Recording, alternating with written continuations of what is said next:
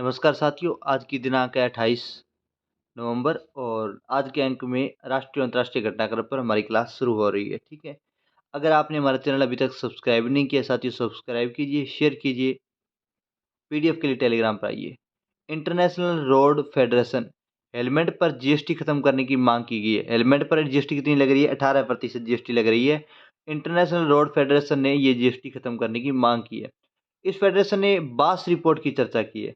बास रिपोर्ट ये मानती है कि जितने भी दो पहिया चालक हैं वो आर्थिक रूप से कमजोर वर्ग या निम्न आय वर्ग में आते हैं और उनके लिए हेलमेट वगैरह पहनना कितना जरूरी है।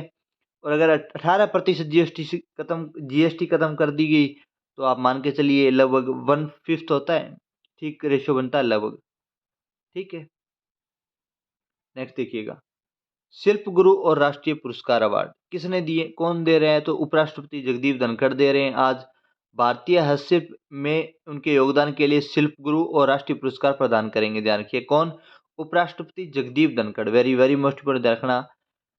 दूसरी जो खास बात रखनी है वो ये है कि 2017, 2018 और 2019 के जो शिल्प गुरु राष्ट्रीय पुरस्कार प्रदान करेंगे, ये 17, 18 और 19 के 17, 18 और 19 के। केंद्रीय कपड़ा वाणिज्य और उद्योग मंत्री कौन है? पीयूष गोयल साहब हैं।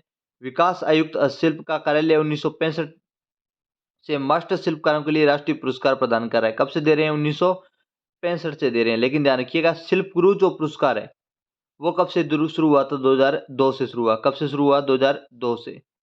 और कौन दे रहा है? तो विकास आयुक्त हस्तशिल्प जो है वो दे रहा है ये। नेक्स्ट देखिएगा। महाजन फील्ड रेंज में अभी ग्रूड 7 संपन्न हुआ था। अभी वहां एक नया संयुक्त सेना अभ्यास होगा भारत और ऑस्ट्रेलिया के बीच में। कौन सा है? ऑस्ट्रो हिंद 2022 संयुक्त सैन्य अभ्यास भारत और ऑस्ट्रेलिया के बीच में संपन्न होगा। इसमें कौन सी रेजिमेंट भारत की हिस्सा लेगी? तो भारत की डोगरा रेजिमेंट इसमें हिस्सा लेने वाली। कौन सी रेजिमेंट? डोगरा रेजिमेंट। महाजन फील्ड रेंज में होगा ऑस्ट्रो हिंद 2020। किनके बीच में है? तो भारत और ऑस्ट्रेलिया। कहाँ होगा? महाजन फील्ड रेंज में होगा। इलेक्ट्रॉनिक्स और सूचना प्रौद्योगिकी राज्य मंत्री कौन है? राजीव चंद्रशेखर। इलेक्ट्रॉनिक्स और सूचना प्रौद्योगिकी राज्य मंत्री कौन है? राजीव चंद्रशेखर। इलेक्ट्रॉनिक्स और सूचना प्रौद्योगिकी राज्य मंत्री कौन है? राजीव चंद्रशेखर है। ठीक है। इमा केथल बाजार चर्चा में है क्योंकि एस जयशंकर साहब गए हैं यहाँ पर। इमा केथल बाजार मणिपुर की राजधानी इंफाल में संचालित है। कहाँ? मणिपुर की राजधानी इंफाल में। इमा केथल बाजार कहाँ संचालित है? मणिपुर की राजधानी इंफाल में संचालित है। मणिपुर की राजधानी का नाम क्या है? इंफाल।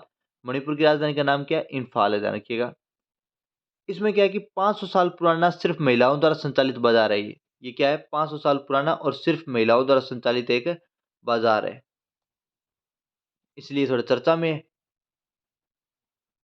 इम्मा कैथल का अर्थ होता है मदर्स मार्केट, माताओं की मार्केट। इम्मा कैथल का अर्थ क्या होता है? मदर्स मार्केट, अर्थात माताओं की मार्केट होता है। क्लियर बात? नेक्स्ट देखिएगा। ई सुशासन सम्मेलन कहाँ संपन्न हुआ? तो श्री माता वैष्णो देवी विश्वविद्यालय कटरा JNK जम्मू कश्मीर में। कहाँ?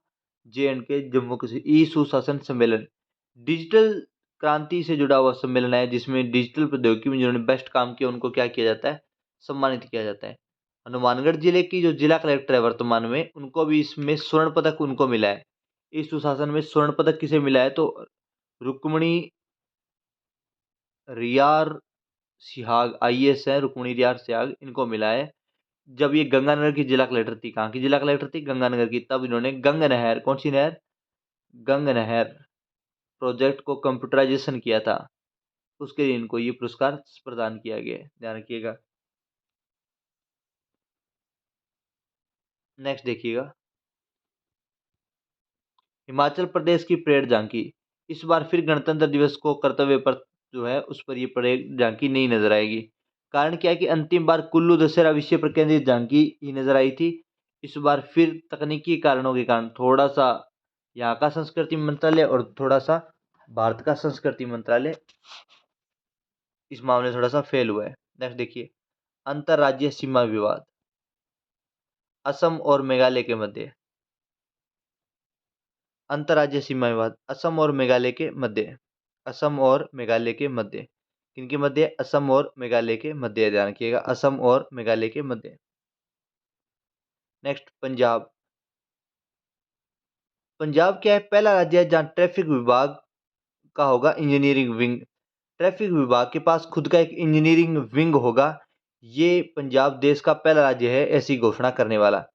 सेना में एक इंजीनियरिंग विंग होता है, केवल सेना में रखा जाता है इंजीनियरिंग विंग, स्टेट नहीं रखते मोस्टली, लेकिन पंजाब ने घोषणा की कि वो रखेगा। द्वीपीय देश किरीबाती पहली बार मिला स्वदेशी मुख्य न्यायाधीश। द्वीपीय देश किरीबाती उसको पहली बार स्वदेशी नागरिक मिला है, न्यायाधीश मिला है। उसका कारण ये है कि इन देशों में अभी तक ऐसा कोई व्यक्ति योग्यता अर्जित कर ही नहीं पाया जो उच्च न्यायाधीश या मुख्य न्यायाधीश बन पाए, इसलिए ये अपना मुख्य न्यायाधीश मोस्टली विदेशों से लेकर आते थे ये देश। लेकिन अब यहाँ का एक स्वदेशी न्यायाधीश मिला है इनको। किरीबाती अगर आप थोड़ा सा देख पाए तो ये पैसिफिक ओशियन में ऑस्ट्रेलिया के पास थोड़ा सा दूर है, यहाँ किरीबाती है। ठीक है, ये किरीबाती द्वीप।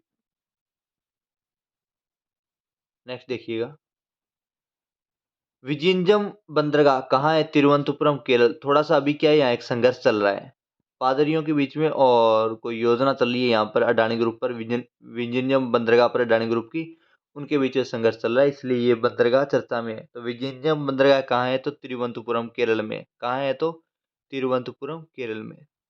इसी के साथ हमारी आज की क्लास साथियों समाप्त होती है, और चैनल को शेयर कीजिए साथियों, सब्सक्राइब कीजिए। और भी कोई सुझाव हो तो साथियों हमें कमेंट बॉक्स में ज़रूर लिखिए, हम आपके सुझावों पर पूरा ध्यान देंगे।